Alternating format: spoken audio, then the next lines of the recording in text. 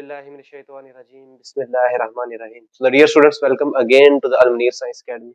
मैं हूं सिकंदर याद, आपका बायोलॉजी इंस्ट्रक्टर। तो चलिए स्टार्ट करते हैं बच्चों अपना आज का लेक्चर, जो है about the disease related to the lysosomes. तो सबसे पहली बात यह है कि हमारा जो आज का टॉपिक है, इसमें हमने देखना है कि कुछ ऐसे डिजीज है जो लाइसोसोम्स से रिलेटेड है, मतलब लाइसोसोम्स की वजह से है। कुछ कुछ तो है ना उनका, जो है ना वो रोल। तो आइए देखते जरा। तो सबसे पहले हम देखते, थोड़ा सा रिवाइज कर लेते लाइसोसोम को था क्या। तो हमने देखा था कि लाइसोसोम बेसिकली एक ऑर्गेनेल थी जो कहां से निकल रही थी, जो निकल रही थी बच्चों गोल्जी एपरेटस से, ठीक है।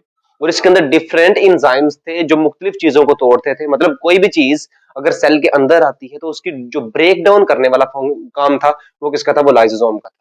और वो कोई भी चीज का मतलब है वो लिपिड, प्रोटीन, कार्बोहाइड्रेट या न्यूक्लिक एसिड कुछ भी हो सकता है। और जो भी चीज आए उस सभी के लिए इसके पास एंजाइम्स है। प्रोटीन को तोड़ने के लिए एंजाइम्स भी है, लिपिड्स को तोड़ने के लिए एंजाइम्स भी है, कार्बोहाइड्रेट्स को तोड़ने के लिए एंजाइम्स भी है, और सेम एज इट इसको इसके अंदर न्यूक्लियस को तोड़ने के लिए, न्यूक्लिक एसिड को तोड़ने के लिए भी एंजाइम्स हैं। अब बच्चे समझने वाली बात है, एंजाइम्स एंजाइम्स में कर रहा हूं, और एंजाइम्स क्या है, प्रोटीन्स। तो बेसिकली इसके अंदर क्या है, प्रोटीन्स। लाइसोसोम के अंदर बेसिकली क्या है, प्रोटीन्स। और प्रोटीन कौन बनाता है, वो बनाता है राइबोसोम्स। और राइबोसोम कब प्रोटीन बनाएगा, जब उसके पास मैसेंजर आरएनए आएगा। और मैसेंजर आरएनए कहां से आता है, वो आता है डीएनए से। तो याद रखें, ये डीएनए से हमारे पास, डीएनए से क्या जाएगा, मैसेंजर आरएनए। और वो messenger RNA rough endoplasmic reticulum के पास जाता है। रफ एंडोप्लाज्मिक रेटिकुलम उस मैसेंजर आरएनए को देख के प्रोटीन बनाता है। और वो बच्चों प्रोटीन क्या करते हैं, वो प्रोटीन मूव करते हैं वेजिकल्स के जरिए गोल्जी प्लेटस के पास। वो गोल्जी प्लेटस उन्हीं प्रोटीन्स को पैक कर देता है। तो एक्चुअली एक्चुअली में काम कहां से स्टार्ट हो रहा है, वो न्यूक्लियस से स्टार्ट हो रहा है। वो कहां से स्टार्ट हो रहा है, वो डीएनए से स्टार्ट हो रहा है।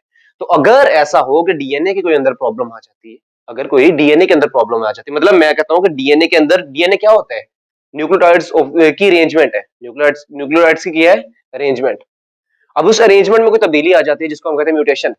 अगर म्यूटेशन हुई है तो वो डीएनए में तब्दीली, मैसेंजर आरएनए में तब्दीली, उस मैसेंजर आरएनए में तब्दीली, प्रोटीन में तब्दीली, और प्रोटीन में तब्दीली क्या कहलाती है, फिर एंजाइम्स में तब्दीली। फॉर एग्जांपल ऐसे है कि मैं कहता हूं कि कोई यहां से कोई डीएनए का पोर्शन मिस है। जब डीएनए का पोर्शन मिस है तो वो मैसेंजर आरएनए का पोर्शन भी मिस है। अगर मैसेंजर आरएनए का पोर्शन मिस है तो वो इस लाइसोसोम के अंदर वो प्रोटीन्स भी मिस होंगे। तो कहने का मकसद ये है कि सारा का सारा कंट्रोल कहां से हो रहा है, वो डीएनए से हो रहा है। अच्छा, अब मैं आपसे कहता हूं कि हमारे पास यहाँ पे दो रिलेटेड डिजीज है, और ये दोनों डिजीज, इनको हम कहते हैं, these are called the storage disease. Storage disease.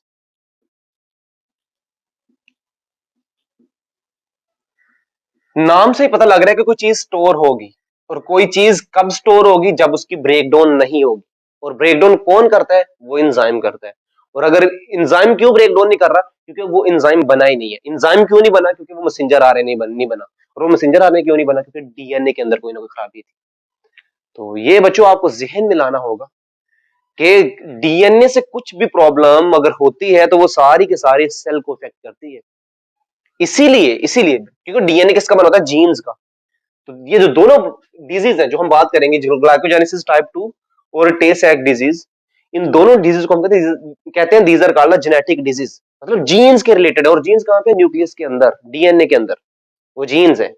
अगर फॉर एग्जांपल किसी एक के पेरेंट को वो प्रॉब्लम है, तो वो चूंकि पेरेंट के ही सेल्स एग और स्पर्म्स मिलके कहां पे जा रहे हैं, बच्चे के अंदर जा रहे हैं, तो इसका मतलब वही जीन्स बच्चे के अंदर चले गए, तो उनको भी ये प्रॉब्लम हो सकती है। तो स्टार्ट करते हैं, सबसे पहली बात हम स्टार्ट करते हैं जी ग्लाइकोजेनेसिस टाइप 2 से। तो ग्लाइकोजेनेसिस टाइप 2 होती किसके अंदर है, ये होती लिवर के अंदर, जिगर के अंदर या मसल्स के अंदर, ठीक है।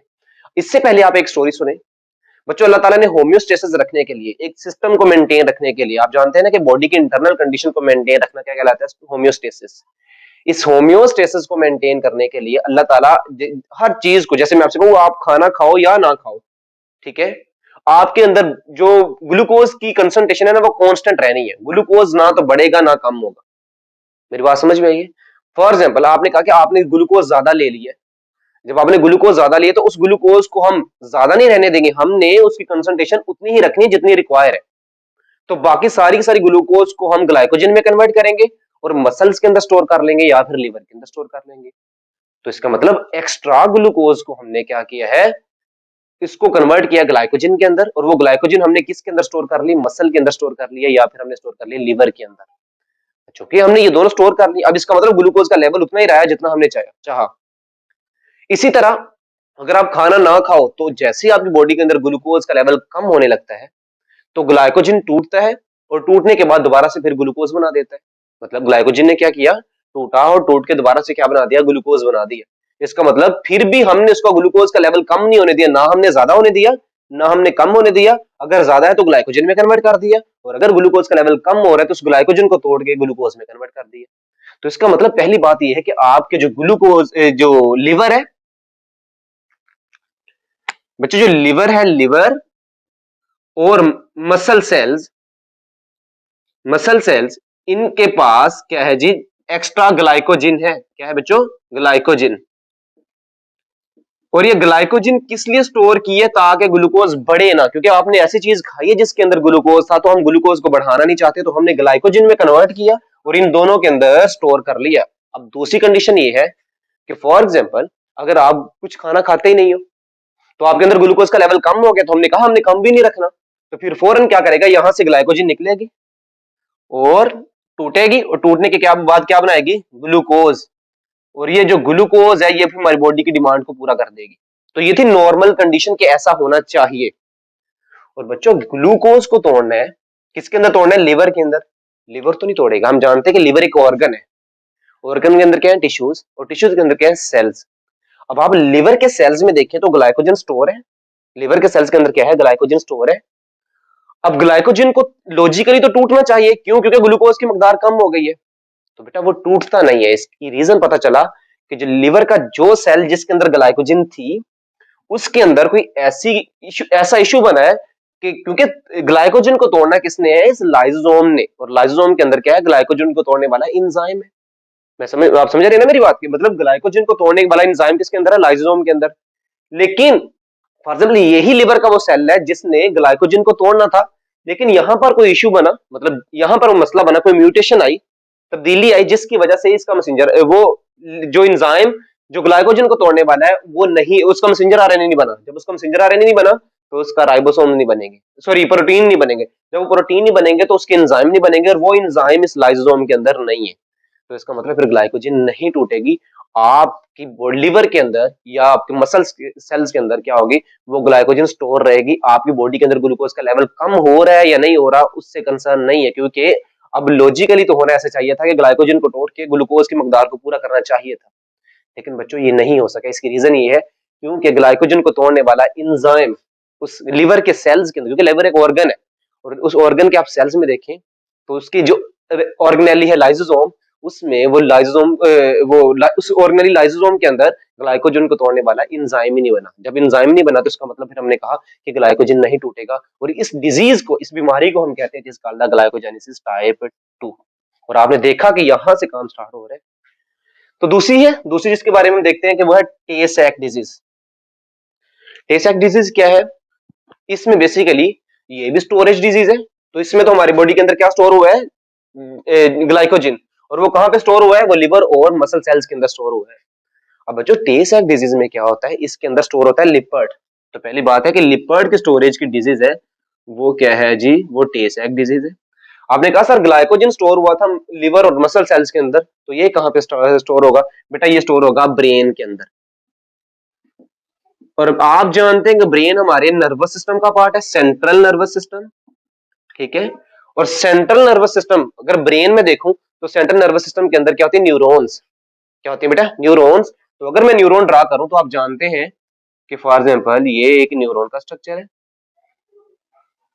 ये हमारे पास क्या है जी बेटे, ये सेल बॉडी है, ये सेल बॉडी है, इस सेल बॉडी के ये डेंड्राइड्स हैं, और ये क्या है, ये एक्सोन है। अच्छा अब आप देखें ब्रेन का सेल, सॉरी ब्रेन देखें, ब्रेन एक ऑर्गन है, उसके सेल्स देखें जो न्यूरॉन्स हैं, इन न्यूरॉन्स के अंदर भी क्या है, लाइसोसोम्स।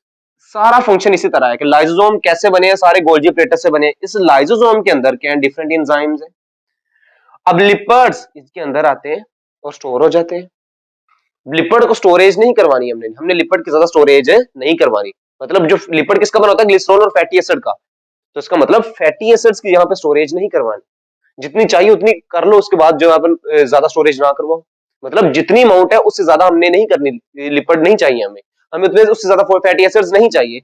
तो इसका मतलब फिर लाइसोसोम क्या करेगा, उसका लॉजिकली ये हक बनता है कि ये लाइसोसोम के अंदर जो लाइपेज एंजाइम है वो उस लिपर्ड्स को तोड़े।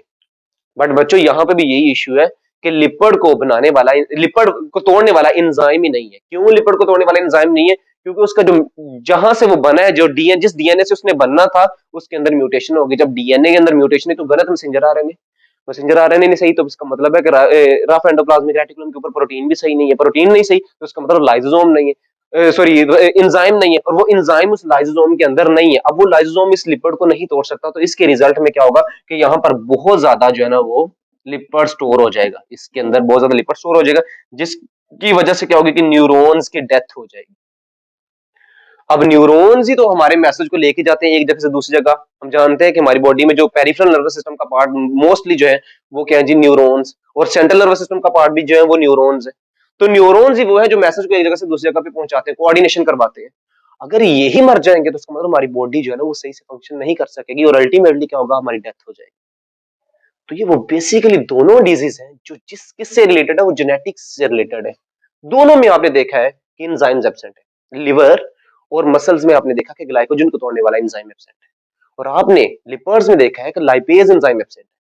और वो एंजाइम्स क्यों एब्सेंट है? क्योंकि उस डीएनए, जिस जिस डीएनए की इंफॉर्मेशन से वो बढ़ रहे हैं, उस डीएनए के अंदर म्यूटेशन आ गई है। अरे बच्चों, डीएनए के अंदर म्यूटेशन है तो वो आरएनए भी गलत है, आरएनए गलत है तो वो प्रोटीन्स गलत है। So I can say that कि both these disease are related to the mutation. इस दोनों में क्या हुई है, म्यूटेशन। और म्यूटेशन की वजह से एंजाइम्स नहीं बनी, और वो एंजाइम्स कहां पर होने थे, वो लाइसोसोम्स के अंदर होने थे। अब वो लाइसोसोम के अंदर बाकी एंजाइम चाहे हो, लेकिन वो एंजाइम जो रिक्वायर है वो नहीं है। यहाँ पर लिपिड को तोड़ने वाला एंजाइम नहीं है इसके अंदर, और यहाँ पर ग्लाइकोजन को तोड़ने वाला एंजाइम नहीं है। जब एंजाइम्स नहीं होंगे तो हमारी बॉडी नॉर्मली फंक्शन नहीं करेगी, और ये दोनों डिजीज होंगी। तो ये थी हमारी बेसिकली दो डिजीज, जिसमें हमने देखा एक का नाम है जो है ना वो ग्लाइकोजेनेसिस टाइप 2, और दूसरी का नाम है टे सैक डिजीज। तो ये था बच्चों आज का हमारा लेक्चर। मिलते हैं नेक्स्ट लेक्चर में, तब तक के लिए अल्लाह हाफिज।